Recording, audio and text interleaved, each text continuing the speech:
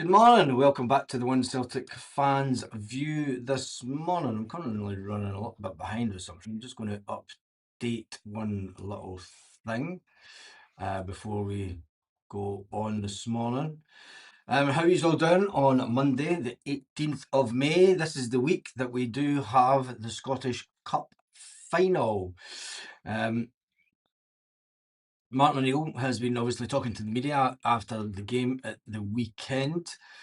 And yeah, it doesn't look like Martin O'Neill is going to stay. Let me just do this and update the news bit. The one thing that I forgot to do this morning, that's the powers of live television, as they say. And there we go, it should updated. Now, perfect. Do you like that? Do you like that? Do you like that this morning? Thought that was quite good. We've gone and done it again, champions. 56 titles. 56 titles. I think that the fact that Celtic have got 56 titles, I think it's kind of been taken away, hasn't it? From the... Do you like that? Do you like that? Microphone is just... Let me just double check this again. You can never tell if the microphone's going to be fine until you really go live. And it is delayed. Like that. Microphone is just... So yeah, Liam's in the house. Get the sculpture, build the statue. I mean, does he really deserve a statue? I mean, there's been some fantastic managers over the years, against all odds. You know, it's been a fantastic, but you know, nobody's speaking about Wim Janssen. You know, I think what Wim Janssen has achieved at Celtic deserve a statue. I mean, there's been... Oh god, that's fine. I think that for what Wim Janssen did at Celtic, stopping the 10, I mean, that was an epic feat, and nobody speaks about Wim. You know, I mean, Murdo McLeod is still here, and Murdo McLeod still goes and sees his family on a regular basis. Some fantastic, but is yeah, maybe not a statue for Martin O'Neill, but maybe a stand named after him. I don't know. But anyway, Martin O'Neill's been speaking to the media, and he says to one, seriously, if we didn't have a cup to worry about this week and they asked me now, I wouldn't be up for it. That was Martin O'Neill speaking about his future. He also says that the club must strengthen to grow next season with growing competition at home. We all know that Hearts have had a fantastic season at Fair Play Hearts, and but Martin O'Neill's contract does expire at the end of the month. Martin O'Neill, who's been staying in a hotel, they were going to try and get him a flat, but he managed to, the sly old fox that he did, that he is, his wife couldn't come up to take care of him, you know, make his dinner and stuff. Proper old school.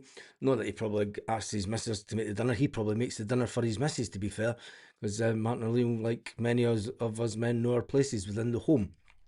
So Martin O'Neill was probably glad of the respite, to say the least. But he was staying in a hotel over the last couple of months, and you've got to say that's not ideal. Do you know, living the life of in a previous job where you're working away a lot and you're staying in hotels, it sounds all great and fantastic, but come the end of the week, you're just glad to get up the road and get to your own bed. You know, and then part of the day's written off because all you want to do is just lie and do nothing in your own bed. You're just like, fucking shattered. Because you never really get a good sleep in hotels as well. So Martin O'Neill says that obviously Rangers will come back stronger next year. He expects them to be resurgent, and he says that Hearts will also, they will want to have a good go next year as well. They went the season fantastically well. They listen. It's all fine, Martin O'Neill saying that, but if Celtic get back to normal, I think that we can definitely say that Celtic weren't at our normal strengths. They will want to our normal strengths this year. Turn that down a little bit. It's been an amazing season, so stressful, but what a win. North stand, Win Janssen. Main stand, Martin O'Neill. Maybe that's a good one, that one, actually. I'm going to keep that one up for a little while. But getting back to Martin O'Neill and the fact that he's been talking about staying in hotels and stuff. He says, look, we've spoken over the last couple of months, O'Neill says. It doesn't change from us winning. I think the Hearts have been the story this year. They came into it roaring. They will get stronger. If Rangers do anything, they will want to win it. They'll want to get stronger. We have to try and get stronger, not just to match it. And this is the important part that Martin O'Neill said. Do you know, he says that Celtic need to get, and it's not just stronger as in the squad. We need to be better in Europe. You know, he did go on. He says when you look at like Jock Stein as the man that everyone wants to try and emulate at Celtic, he said that's not going to happen because European football's changed dramatically. We all know this. Celtic need to be able to cope domestically and have a go in Europe.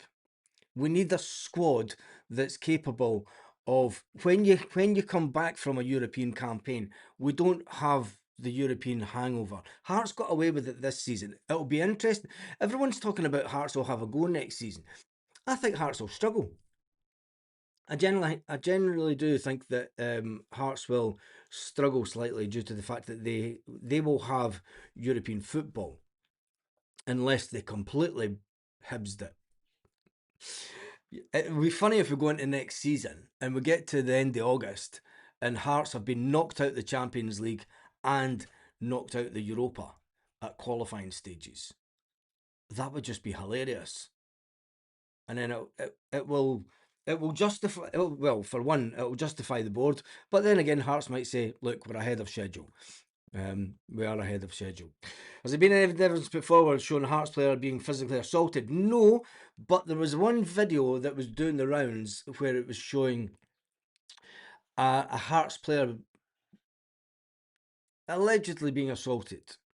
But when you see the full video, you can see it's been edited. When you see the full video in play and the person that originally posted the video, you can actually see the Hearts player going to a Celtic fan and grabbing the phone of the Celtic fan, throwing the phone to the ground and trying to stamp on it with his studs. Trying to break the phone with his studs.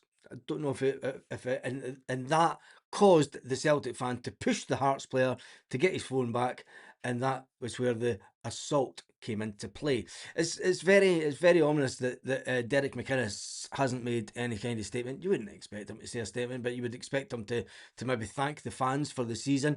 But we all know that he's a bad loser. I don't want to talk about Hearts. It's done and dusted. You know, people clutching at straws saying that Celtic need to deduct points and they need to give the league to Hearts. Get over it. Get over it. It's done and dusted. The league's finished. You know, start looking forward to your summer holidays. There's one good thing that Martin O'Neill said. Whoever in the media said Hearts player was assaulted should be named and shamed. Full video. Hearts player grabs his phone, jumps on it twice. Criminal damage, says Stephen. He stamped on the phone a few times, not once. Well, there you go. No European football, out of both cups first round, and I think Hearts could still get it over the line. Still couldn't get it over the line. That's the fantastic. Ian, it's spot on with that one. Do you know, booted out of Europe, out both cups in the first round. They had a free reign, an easy run to the league title. It's where Celtic went all the way in the cups. We lost one cup under Wilfred Nancy. If Martin O'Neill was here, we'd maybe be going for a treble. And that would be something unbelievable.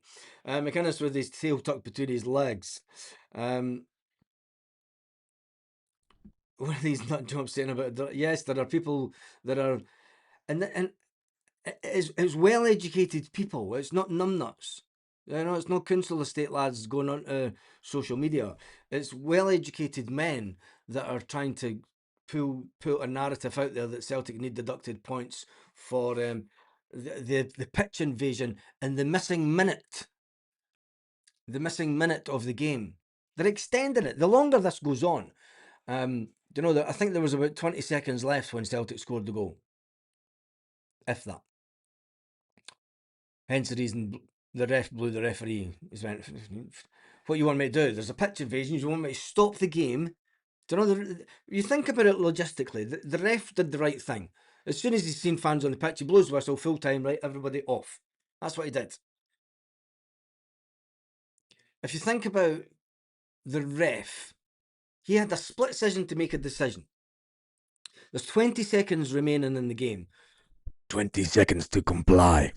There's 20 seconds left in the game, and you see that Celtic have just scored a goal to go 3-1 up. It's a goal that stands. There's no disputing it. No VAR. Nothing. Nothing can wipe off this goal. It was a goal that Celtic scored coming from their own box.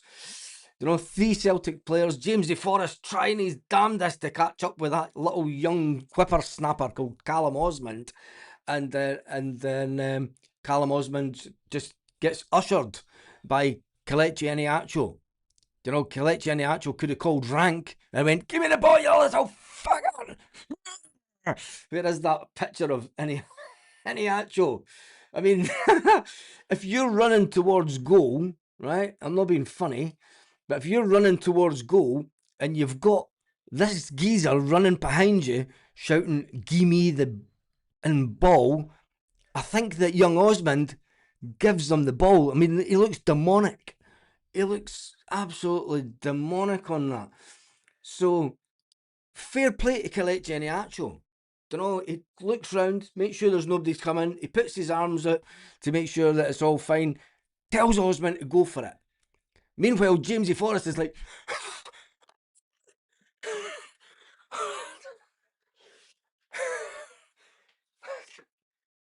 fuck. Yes! And Jamesy Forrest is getting his walking stick out and fucking throwing at him like a fucking spear. It's like trying to trip him up, trying to get the walking stick and try and take it his own. The ref might have done it then. He might have blew the whistle and said, "Foul!" by a Celtic player on a Celtic player. No goal. Wouldn't surprise me. But anyway, Martin O'Neill says that, like what Jock Stein set out in 1967, we will never get close to that. But I think we should be trying to compete in European football. We have to be able to cope domestically. Oh, wait a minute. I've got did I put it up on the screen? Wait 2 seconds, because we were going all professional this morning and I've not uploaded it yet. Let me just get this up on the screen. See, all the excitement of the day. Don't do that. And I'll let you read at the same time while I narrate what is actually being said. Try to get more professional, because there we go. Like what Jock Stein set out in 1967, we will never get close to that, but we should be thinking about trying to compete in European football. That takes a really fine player to be able to cope domestically and have a bash in Europe. There's not much time. Some of the players will head off to the World Cup. Winning the title might have given us an extra week because we would have been back early for qualification games. But that's no length of time for me. My contract is up on the 31st of May, and I'm down to a couple of wee things. Talking my usual, and I want to fulfill those things. So I want to have a lot of time, even if they ask me, but it's dead. They need to reset and start thinking about what's next. There are some fine players here, but they need supplemented. That's Martin O'Neill pretty much telling us all that he's not the manager next season. Do you know, he's came in, he's done the job, and ultimately,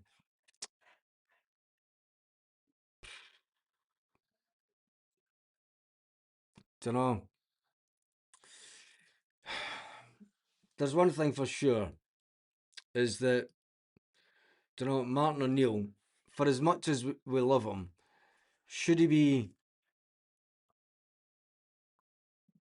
should he even be asked the question? And I think that the answer is no, personally.